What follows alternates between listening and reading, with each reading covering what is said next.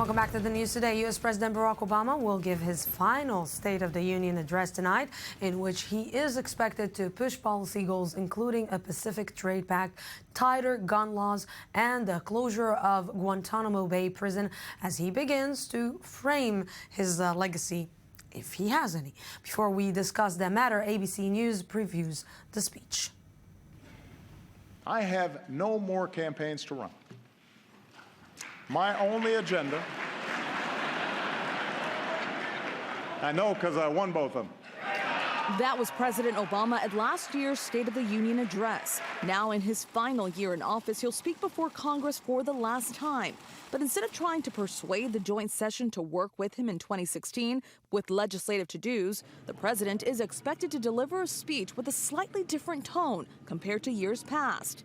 In a video released by the White House, Mr. Obama previews what he'll say tonight. What I want to focus on in this State of the Union address, not just the remarkable progress we've made, not just what I want to get done in the year ahead, but what we all need to do together in the years to come.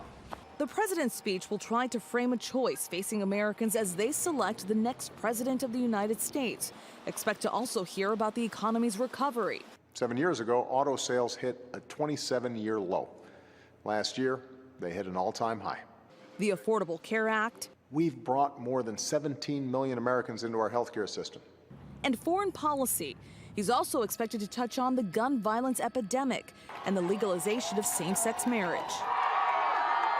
I think it does become a little bit more of a legacy speech in terms of defining what has been achieved. A long list of guests sitting with First Lady Michelle Obama includes a refugee from war-torn Syria to Army Reserve Major Lisa Jaster, one of just 3 women to complete the vigorous Army Ranger course. A chair in Mrs. Obama's box will also be left empty to honor victims of gun violence. And to discuss this, joining me right now here in the studio, Sheldon Shore, Democrats Abroad Israel. Good evening. Good evening. And also Ari Briggs, Director of the International Relations at Regavim. Good evening. And also Mohammed Al-Qasim, I-24 News correspondent and analyst. Good evening to you. Thank you very much for joining. So we've been sitting a lot, Mr. Shore, here in the studio talking about the legacy that Barack Obama will leave and will keep in the White House after he will be gone. And, you know, a lot of people, and maybe he will be one of the only presidents that basically made the focus on interior issues, on domestic issues, and we could say that he neglected a little bit You the can foreign. say it. I would certainly not say it. He certainly did not neglect foreign policy. Okay, so let's However, start. But first, let's focus on the first thing. The results. Don't forget. Let's not forget that when he took office, America was on the brink of a Great Depression. All right, he had a Congress that was not willing to work with him. Okay, for example, he wanted to save the auto industry, and the Congress was ready to let the auto industry fall under, and he fought hard to keep it. And today, the auto industry is one of the spectacular industrial leaders in America. The numbers are not just good, but they're spectacular. I mean, we're talking like from then till today, Dow Jones then was a little bit under 8,000. Today, it's over 18,000, an increase of 227%. We talk about the fact that there is a deficit, a large deficit. Well, rich countries can afford a large deficit. Poorer countries can't. Now, in January of 2009, the deficit was almost 10%. Okay? Today, it is of GDP. 10% of GDP was the deficit. Today, it's 2.6%, a reduction of 73%. I mean, these numbers are phenomenal. Unemployment is at an all-time low, 5.5%. It usually hovers around 7 or 8%. Okay, consumer confidence increased from 38% then to 95.9% today. I mean, these are absolutely spectacular. So you're proving my point. So in terms of domestically, he has done tremendous, okay? And that was his main focus, and that was his main job, specifically in the first term. That was his main mandate. All right, now as far as foreign policy, America had, under George Bush, gone into military adventures, into Afghanistan, into Iraq, and they did not produce any real good results for the United States. Neither did the previous war in Vietnam. So we're dealing with a president who has an American people who do not support going into war. He's argued for diplomacy. and using that as the means of achieving goals. And he has achieved goals. The Iran deal. Before we will start talking right. about the Iran deal, Ari, you want to comment on that? Let's talk about his international posture. I mean, the first speech about the Middle East, where was it? In Cairo. That's where he framed the Middle East in terms of his ideas and put Israel as something that came out of the Holocaust, didn't speak about the historic relationship of the Jewish people with the Jewish homeland, and that's what led his policy. And it wasn't just about Israel. He decided up front that the US leading the world wasn't something that he felt comfortable with, and we have seen the result. Talking economically about the United States, it has its ups and it has its downs. But before Obama came to power, the US was in a world leadership position. Today, Putin is the strongest man in the world, and that's only because Obama has let it go. And the US is in a weaker position today versus China, versus Russia, and the Middle East. His friendship with the Muslim Brotherhood, in inviting them to that speech, to be in the front rows in the Cairo speech, led to the destruction of the Middle East. The borders are disintegrating. We only have to see, he talks about gun violence. How many thousands have died in gun violence in the States? Not 250,000 Syrians that have died in their civil war. He sets red lines and then he backs off them. And that's Obama. He did not come to lead the world. He came to do some changes in the States, and we don't even know if that's what happened. I mean, talking economics and its relation to the president, sometimes not. But internationally, the US has fallen in terms of the viewpoint of the rest of the world. I will let you comment on that. I just want to Mohammed Al-Qasim. It's greatly unfair to put what happens in the Middle East, or what happened in the Middle East since 2011 and the Arab Spring, all on the shoulders of President Obama. We have to look back 60, 70 years behind and look at who the United States... I think on our world well, itself, yeah, but the United States and others also have the responsibility toward these regimes that they've supported for many, many years. So to put it entirely on President Obama is entirely unfair. However, President Obama made two failures internationally. He basically couldn't do much with the Palestinian-Israeli conflict. He was basically hit with a stubborn Prime Minister here in Israel, Benjamin Netanyahu, who said, I will not deal with you if you want me to freeze the settlements.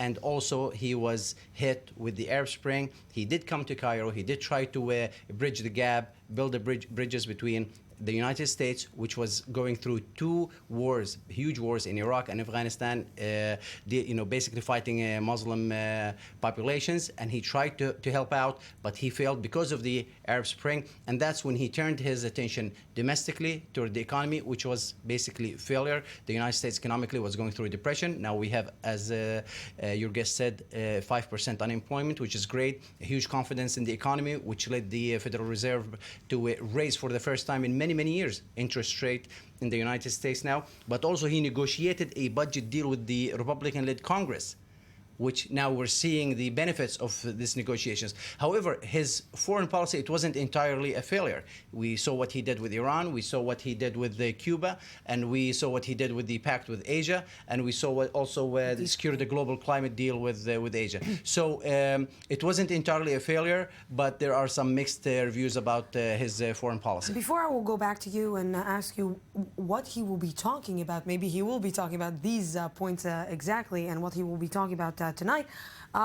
You want to I want to just on the concept of America as the world leader. America was the world leader unquestionably at the end of the Clinton administration. The following president, George Bush, brought it all down. America was no longer the world leader. America was the problem.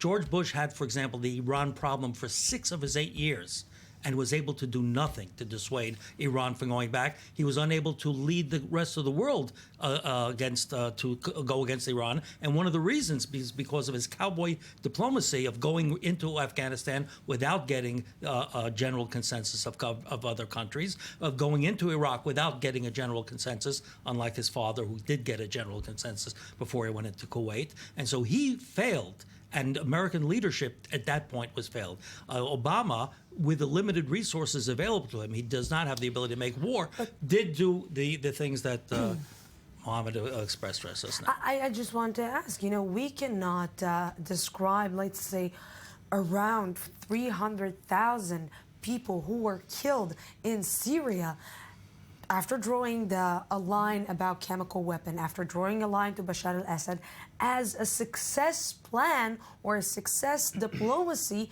in the Middle East. It is a Syrian problem. It is not an American problem. You do not have anybody, either from the Democrats or the Republicans, advising to put boots on the ground in Syria and to fight the Syrian civil war. McCain says it all the time. It is not, it's a world problem. People cannot be happy to see 300,000 people die in our neighborhood, in any neighborhood in the country. That is genocide.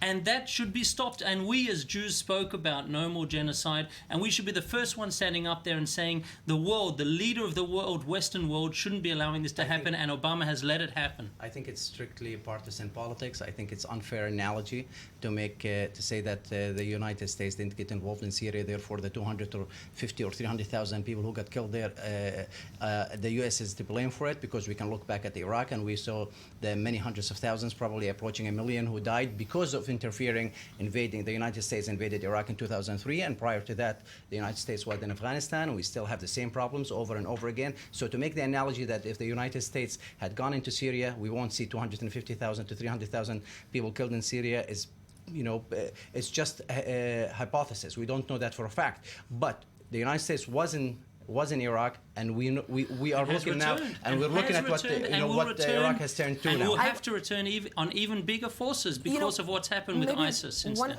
President Obama ran and won on the doctrine that I will bring back all American soldiers abroad. And that's why the American people chose him twice, not just once. So basically, he stood by what he promised the American people. I will bring back your soldiers. I will bring back all American soldiers. And he let the world burn because of it. And that's where he made a mistake. At some point, the Americans must not police the entire world and must pay attention domestically.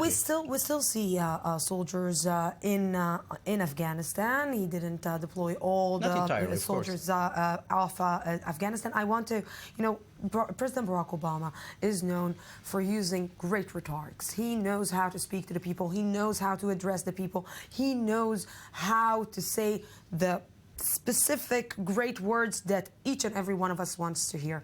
But we understand that in the Middle East, it's a little bit more than just talking the words. We need the actions. And we need the actions coming from the United States, whether we like it or not. No.